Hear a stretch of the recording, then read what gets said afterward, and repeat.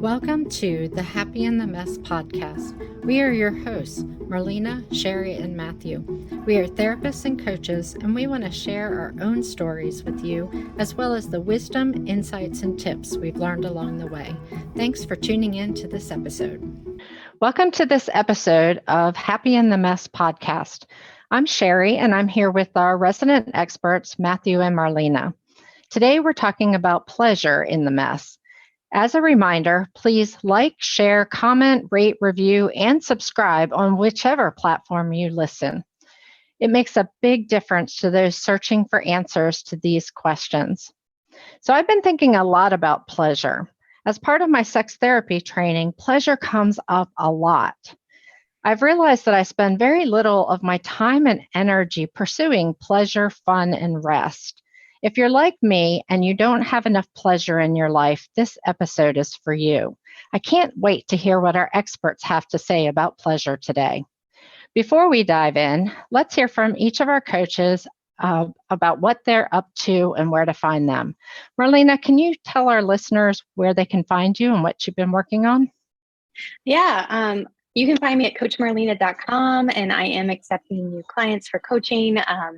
And I work with usually singles who want to level up in their life, whether romantically or in their career. So yeah, hit me up if you're interested. Great. Matthew, what about you? I am at MatthewEMorgan.com, or my socials are Misfit Refuge, and I'm kind of in a holding pattern right now. We did our last episode on being stuck, and I think that's our previous episode on being stuck, and like kind of the way I'm feeling right now, but I like that idea. So we're kind of just revamping, retooling, particularly looking at a lot of religious, spiritual wounds and how we help with that. Gave a talk on sci-fi superheroes and spirituality for a group, and it just really lit my fire. So that's kind of where I've been with it. Oh, that sounds like a lot of fun. Maybe it's not so much stuck as rest and reorganizing.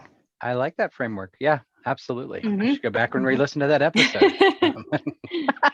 Shameless self-promotion. And I'm Cheri Timko. I am a couples relationship coach, and I am cooking up some new stuff that I'm really excited about. I'm going to do a 3 or 4 day challenge for couples who feel disconnected and out of sync.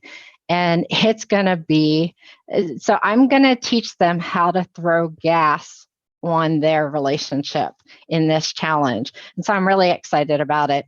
And so if you're interested in any of this stuff that I'm working on for couples, the best place to find me is in the date night community, which is on Facebook.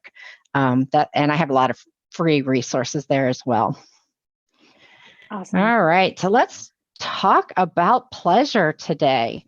I guess we need to start at the beginning with what is pleasure? I mean, we talk about a lot of emotions and we don't talk about pleasure very much. I love this topic. I am a 7 on the Enneagram, and also perhaps a trigger warning. You know, I'm not totally sure what's going to come out of my mouth today around this topic when we discuss pleasure. So I just want to say that because it encompasses a lot of things, but I do see it as like the pursuit of enjoyment, the pursuit of something that brings happiness or joy or rapture even. So that's how I see it. And there's a variety of activities, right, that might bring those things. Yeah, absolutely. That's great. I feel like I come with that trigger warning all the time, Marlene. I didn't realize we actually had to say it because I never know what's coming out of my mouth. So a lot of times I say something like, was that my outside voice? I was like, ooh, we're gonna have to deal with that, you know? But no, and I think it is. Pleasure is the carrot to the system as far as the carrot of the stick. You know, what motivates us, what brings us happiness, what brings us enjoyment. You know, it's I think ultimately what drives some of us. Now I appreciate the Enneagram reference as a 4. What drives me does not look like what drives everybody else. So I think it does get to be a very individualistic approach. Mm-hmm. Okay, so this carrot and stick analogy makes a lot of sense to me, but I think a lot of us get caught in the stick part and don't get much of the carrot part. And that links pleasure with work. Is that the way you guys see it, or do you see pleasure as its own thing? Yes. I think it really, it's a cop-out answer, but at the same time, I think there really is, there's something to that. My thought as you're saying this, and as I'm constructing my own thoughts, is in the Venn diagram, right? Like some of us look for an overlap of, like, is my work, is this what brings me pleasure? Is this what motivates me, right? Or is my work what, it helps inform the pleasure, and it helps, free up things, or whatever it may be. So they can work in tandem. And I think, again, it varies by individual. And I think part of our mindful approach is to really kind of say, what is this doing for me? What's the end result? And I think too, without work or some sort of maybe things that are unpleasant, I don't think pleasure exists in a vacuum per se, or because our ability to experience it is probably also related to what else is going on. And we're humans, and this world is full of suffering, and we're going to have pain, and life just throws things at us. And so I don't ever think that pleasure is ever going to just exist by itself, if that makes sense. It's actually more juicy when we've had something hard happen, or work, like I enjoy being waited on at a restaurant after a really long day of work and cooking all my own meals all week, for example. That wouldn't feel, if I wasn't doing that, then going out to eat every day would have some diminishing returns for me. It wouldn't feel as pleasurable every time. It's almost like better because I've worked, if that makes sense, in the kitchen myself. I have to wonder if this is a cultural thing where we tie work to pleasure, like you've got to earn pleasure. Because that, even as you guys are describing this, you're talking about the link between those two, and either you're working and that's the pleasure of working, or you do all this hard stuff and then you get the pleasure at the end. And so I wonder if pleasure can exist just purely by itself. I really don't think so. And I think the yogis would agree with this too. We often talk about, like, I'm a yogi, and I practice yoga and philosophy, and I've been in all these retreats anyway. And we discuss that really you can't know tall without short. You can't know heat without cold. You can't know pleasure without pain. Like it exists because the opposite of it exists. It's experienced because we know it's opposite. Whether or not I want to move away maybe from the language of needing to earn it. Perhaps that may make it more pleasurable, but I can only experience it having experienced it's the lack of it, if that makes sense. No, I would agree. I think that it does provide that contrast that we see, and Marlene, what you said, like there's a mindset issue there, to where if I can only experience pleasure if I work for it, sometimes that can start creating a sense of imbalance one way. And I think likewise, there's also a balance the other way of, am I avoiding anything that's uncomfortable and just completely pursuing pleasure, and get lost in really what ultimately breaks out to be a more maybe a hedonistic lifestyle, if we go completely unchecked with it. And I would argue too that if you were to go completely unchecked with it, like, also someone in recovery, like, that's not pleasurable when you're doing it because you're really running from the pain, like, and it looks like you're just indulging in all these dopamine hits. There's a reason behind that, and it's usually not a great one. So, like, I would say that the overindulgence in these things does not feel good. When we indulge excessively in, like, the thing that is bringing us pleasure, whether that be food or gambling or sex, there comes a point where that's not fun for us anymore. It's its own punishment. It can go too far. I joke that as a 7, we can't have too much, but we totally can.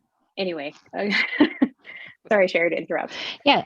So certainly as you get into addiction, then we're talking about something on the extreme. And I think what I'm thinking about is more like everyday pleasure. And for me, I grew up in a world where you do your work first and then you get to play. Now, as an adult, there's always work. So linking those two, like you get to play when your work is done, means that you almost never get to play, or you have to like sit with the discomfort that you didn't get that done and go play, which is really hard. But then in this training that I'm doing, in the sex therapy training, there's also this, like, the pleasure of a hug. And that's not, yes, there is the comparison of not hug and not connected, but just the being in the moment, in the pleasure of that hug, and surrendering yourself to that pleasure, and that is not really connected to something else. Mm-hmm. I don't know. What do you think? Other than it is connected to its lack of connection. You know what it's like not to get a hug for a long time, or not to receive a sense of connection with another human. Part of the reason we started this podcast because we recognized how bad the pandemic had made us all lonely and separated. So like, I would argue it's still connected to its lack. It's juicy because we know what it's like not to have one, in a sense. So I do think it's necessary to thrive and live, actually, is to experience pleasure, and these little points of connection are the probably best pleasure we could have. A sensuous kiss, a hug, even if it's non-sexual, the touch of a loved one. When a little kid plays with your hair, like, it's just little things can be so nice.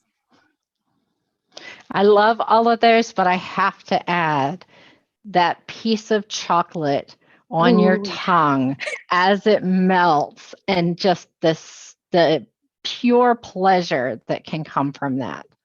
Oh, yes. Yep. Or a really ripe mango, just like, and the juice is running down your chin. You have to sit in a bathtub to eat a mango properly. But yeah. That's how I feel about cherries. They're only ripe a very short time of the year.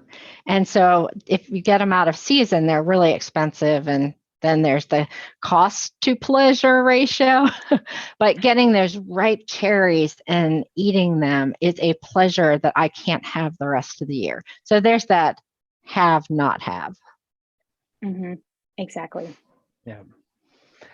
See, I go coffee, like you guys are talking about this. I'm going to go straight to a coffee beverage, where it's like, and we were just talking about this beforehand, where I allowed myself that little bit of an indulgence with a local cup that was just like, it was not good. I mean, 2 thumbs down. So, and even that, as we're talking about pleasure, like sometimes there's that expectation, like this should help. And if it doesn't, what do we do? How do we adjust to that? So I think that's maybe another aspect of kind of measuring which way we're going with all of this. So what happens when you engage in the thing that you thought was going to bring you joy, happiness, pleasure, and it does not? Mm-hmm. Man, I'd like to weigh in on that just a little bit. Yeah. Something I've learned over time is to not force myself to do things that I thought were going to persist in it. Like, for example, something that I learned in grad school was, I'm reading a fiction book, something non-grad school related, non-textbook related, that's supposed to bring me joy. And if I find out halfway through the book that this is making me depressed, giving myself permission to be like, I'm going to stop reading and not just do it to complete it, because I thought, maybe it's going to get better. Maybe if I just keep going, this will get better. and being able to break away from it, I think it's been really big for me, giving myself permission to not pursue the thing that I thought was, and that's included romantic connections, not to be, I won't get too detailed here, but recognizing when the romantic connection was no longer pleasurable, when that was its purpose, for example, and being able to say, I don't want to do this anymore. I'm going to stop. Like, I'm not finding pleasure here. And I don't mean like breaking a long-term relationship, marriage kind of situation, but yeah, I think we can place unnecessary pressure and burden on ourselves to persist in something. And it can be as small as not making yourself eat the leftovers in the fridge if you really don't want them, just because you should finish the food there because it's still technically good. I have generations of Appalachian grandparents who are yelling at you right now because you always have to finish that. I know. That's the message we receive. It's been big for me, a big growing experience to let myself off the hook. I really don't want to eat that chicken 4 days in a row. It's okay. Mm-hmm. Yeah. And again, that balance of like you said, like, is this helping? Is it doing what we do? And if not, how do we adjust? And maybe one of the other questions I'm hearing in here is like, and I know we're supposed to weigh in on it, but also like, how do we determine what we try to push through versus, what's pleasurable? And I think trying to weigh that in of, whether this is a fun activity or whether it's a, uh, you know, whether it's a work kind of thing. I resonate with the book an analogy because I have, I think really in my life, I've only had 2 books that I have not finished because they did not bring me any sort of joy. One was just a writing issue, and the other one was like, it's a very popular one. A lot of people have read it. There's a very big show based off of it with a terrible ending. But I got about halfway through and I was like, my stomach doesn't like this. It doesn't feel good, right? So I want to try to find things that make me feel better. And again, I think that's that pleasure work overlap. If I'm putting effort into something, I want a reward back for it. Yeah, I'm so glad that we're talking about this because you guys have just sparked a realization in me. I had the realization a while ago and I've kind of embraced it, and I think it's not a good one. So I recognize that when I'm going through something, I don't necessarily enjoy it or have pleasure, but when I think back on it, I often remember, like, I don't know, my brain edits out all the bad parts, all the sweaty or tired or annoying parts, and leaves the experience as a more pleasurable thing. But then that almost seems anti-pleasure. Like I'm not enjoying it in that experience. I'm only enjoying it in the memory of it. So do you guys have any suggestions about getting pleasure from that experience rather than just in the memory of it? I think part of it, I think Eckhart Tolle and a lot of these new age thinkers and philosophers would say pleasure can only be a present experience, like how you being present with something can make it pleasurable. Really tuning into the senses, like what you're seeing and what you're feeling and what you're hearing, what you're tasting. And that can be its own ecstasy, being fully present to a moment. Arguably, if the moment really is actually unpleasant, like you're in pain or what have you, even then softening just a little into it can help dissipate it. I've noticed, like if you're experiencing physical pain, like meditating on that specific place can actually help release it. So I think there's something to that. It's really hard to practice, but it is something that I'm bringing into my own life more and more. As I think you are too, Cheri, like, and teaching it to others and how to be present in every moment. There's something to be gotten from every single moment, even if there's pain in it, I believe. And not just, and I like that idea of presence in the present. And I think also another P there would be the purpose, is to recognize the purpose of what we are doing. Is there, and not in the sense of work purpose, but in the sense of, what does this do? Does this fulfill me? Does this bring up my tank, or does this open up new avenues for that? Could that be another key to just finding pleasure in something? And I think of working out, which is on my list of pleasurable things that I like to do. That's somewhere right around the very bottom. Like it's something I do because I know I need to, right? But and I think there's just that sense, again, there's the sense of purpose, right? And for me, it wasn't really until I turned the corner and realized, oh, this is why they say exercise is good. So now there's a greater sense of purpose to it, which increases the pleasure of the activity, even though physically it's not the most comfortable thing in the world. So I think present-minded plus, purpose-minded with it. This reminds me of something, Marlene, you said a few episodes ago about not doing things out of fog, fear, obligation, or guilt. And that really stuck with me. And I think when you start weeding out the things that you do out of fear, obligation, or guilt, there's more room to do things for pleasure. So maybe that's the bridge there. Yeah. And I think though too, there's a real healthiness to what you just said, Cheri, about remembering something as pleasurable, even when it wasn't in the moment. That what makes for great vacation stories that went awry. You know, you come back and you tell a story. And so sometimes when I'm in the middle of something that I'm not finding a lot of pleasure in, I think, how might this be helpful later? How might I help someone else? How might I make this is comical? Like this might become comedy for me in the remembering of it. Like all of my harrowing scenarios in the Peace Corps, Tanzania, like are almost entertaining for me to tell now, you know, like, because I lived through it and I survived. And so I'm able to tell the story and laugh about it now. So this is a really good idea. If you in the present can have the presence of mind to say, what are the parts of this that I am going to remember and enjoy later, and then try to connect with that in the moment, then that might give you more of that. Yes, absolutely. Because it gives you that perspective, you know, the perspective that or starts making your brain work in that way. Like, can I think of this in a different way? And usually it's our perspective shift that can provide the little miracle in change of feeling. I feel like this episode is going to be brought to us by the letter P here, because remembering the proximal memories too, right? Like, and we tend to remember the last moment the most poignantly of a sequence of events.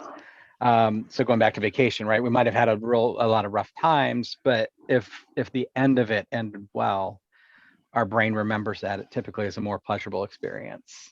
So that's, I think sometimes that's another key is, and maybe there's a I'm just throwing this out there, right? Maybe there's that idea of like, this is why we eat dessert last in a meal instead of, first, even though we're all grown adults and we can do that if we want to.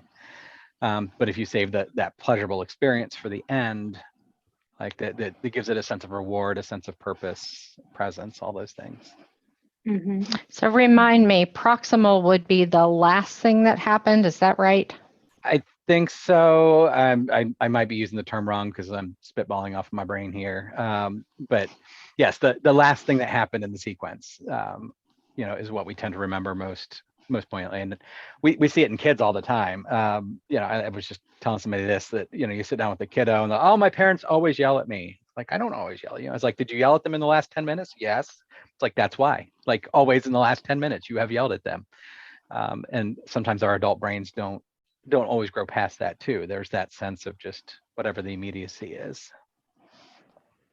Well, I like that idea of dessert last, but I do have to say, most of the trips that I have taken, the getting home part would be the last part of it. And that hasn't always been the pleasurable part of that. So I'll have to think about that a little bit more. Yeah. And so much pleasure, and they've done some research on this, that the anticipation of a vacation is actually more pleasurable than the vacation itself. So I would say there's a lot, and that just speaks to the power of the mind and the imagination, right? Like, we're deriving our own pleasure having done absolutely nothing other than think about the thing that's going to happen. And I think that's so instructive, that we can conjure up pleasure by just imagining a future scenario or planning for a future scenario. I think that's just so interesting. And helpful. Okay, so pleasure is anticipation, it's being present in the moment, and it's remembering having edited out all the bad stuff. Is that what we have here? And I want to add one more thing. In Tantra, not that I've practiced much of that or know much, and so I'm certainly not the expert, so people who are perhaps want to weigh in, but it's this idea that and some of this yoga kind of couple practice where you really focus on the pleasure of the other person, and that ends up being extremely pleasurable to the giver. And that's not just, sexually, but in other ways too, like being able to really be present to someone else's pleasure. And it probably speaks to this whole mirror neuron experience. It's like, when I see you experience something, I'm going to experience something. And I think that can make sex and all kinds of things much, much, much better. Yeah, there is a relationship guru, I can't remember which one, and he advises that couples not do any fun activities without their partner there. Now, of course, this sounds really extreme because we also need time to ourselves. But his argument was that being in the presence of your partner having fun, there's such a benefit to the relationship, and that if you have that fun separately, you're building that bond with other people or other things without your partner there. So yes, there's something to that. Absolutely. That's really interesting. I mean, I would agree that's a little extreme, but I do like that, how that would strengthen your bond. Assuming you're not a terrible person, which most of us aren't, that you would want to see your person or your child, your spouse, like, have fun. And that is fun for you. Yeah. The only caveat to that is if you go and complain the whole time, then they will not have fun, and then you won't get that vicarious fun with them. Mm-hmm. I'm going to be right back. I'm going to go tell my wife she has to come with me to D&D this weekend. Because Cheri and Marlene has said so, right? No. I like that idea. We're going to get some calls. Exactly. What? No, but and I appreciate that. I think we do need to and I think this is a situational piece of advice there. I mean, it's a great one. And as a couple, you'll notice, I think that's where we do bond together. I think there are cases where couples are a little bit different. So this is maybe my chance to argue just a little bit, because, in something like that, she would, I promise, she would not have fun. She's a wonderful woman, but Dungeons and Dragons is not her jam anywhere close. That's my son's and my nerdery. So that, I don't know, because I think we would pick up that's not innate pleasure in itself. So, that's one of those, I think, where we separate, but then also to that point too, is where do we come back together, and making sure that we have, so I know for us, we do family time afterwards where, we have family movie night, we sit down, we cook together, we watch a movie together. So I think looking at the overall picture too. And I think, again, as we're talking about pleasure, sometimes we can get very single focused, whereas if we widen out and we see the whole picture, we can really, I think, weigh into these things a little bit more.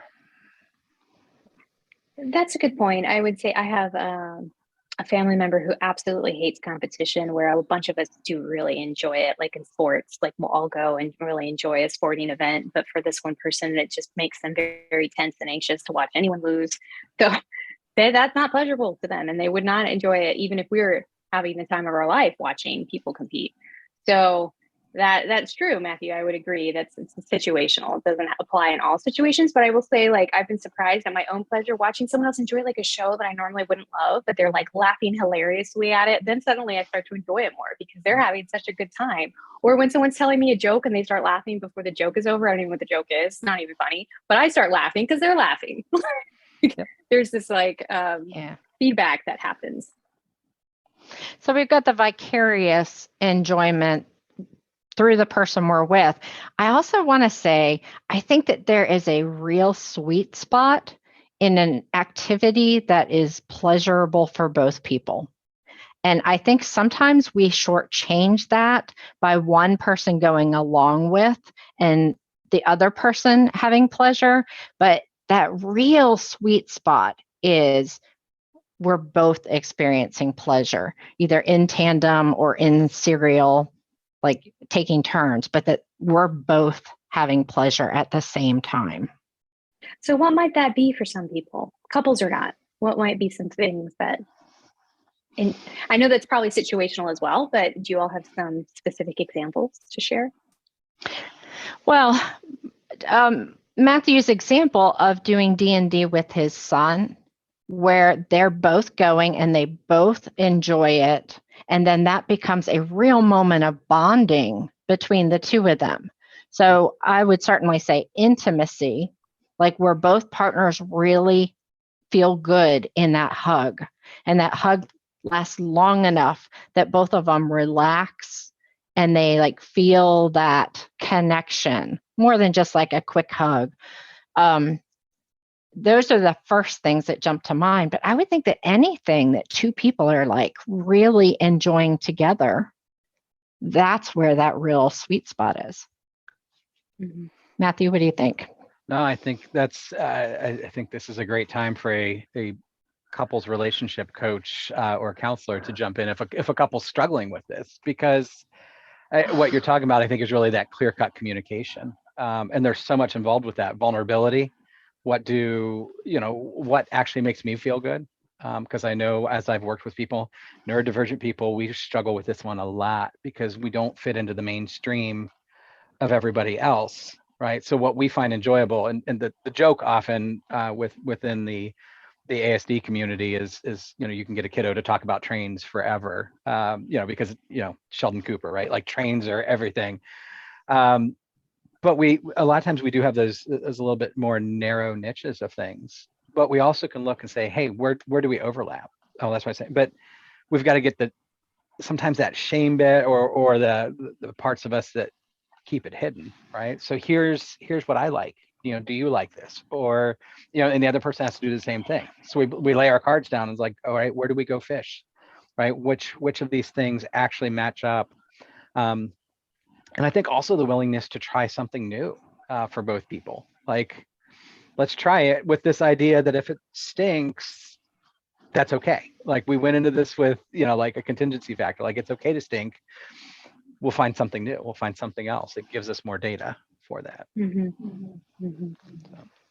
Yeah, I think this expands beyond couples as well. I mean, this is why you would join a group of people who are all doing the same thing, like a runners club or a bikers club, where you can experience that pleasure together, but also carry each other along when it's hard so that you all get that pleasure out of it.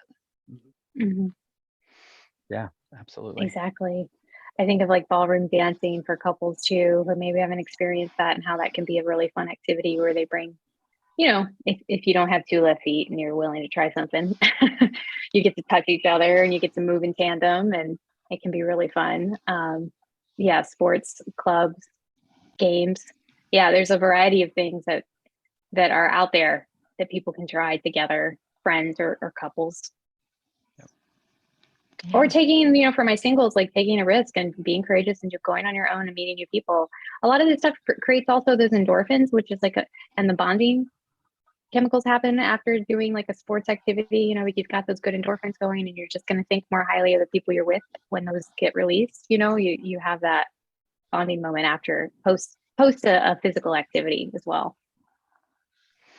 That pleasure in meeting someone new. Yeah. This has been such a pleasure to talk about, and I feel like I'm going to go out into my day and look for this kind of pleasure, because I think as I said at the beginning, I can get really focused on work and only allow myself pleasure when I've completed that. So I feel like this has shifted my thinking a little bit on this. So I appreciate both of your feedback. Are there any last thoughts that you guys want to leave our audience with? I will say that a practice in a gratitude can help also increase pleasure. That actually is shown to increase happiness, as well as like lengthen your life span.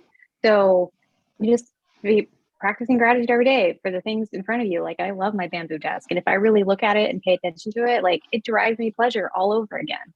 So, I mean, it can be that simple, just as a reminder. Yeah, that's a great tip.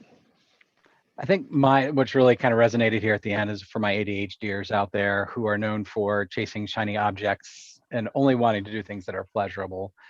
One of the things we do a lot with coaching is like, how do we take what drives you, what that pleasurable thing is, and pair it with something that is not pleasurable. So if you're a creative person, how do we creatively schedule this? How do we creatively come up with times to do things? So I think being able to work with somebody and sometimes even just understand yourself better can be super beneficial to really help with this pursuit of pleasure and make life a little less daunting sometimes.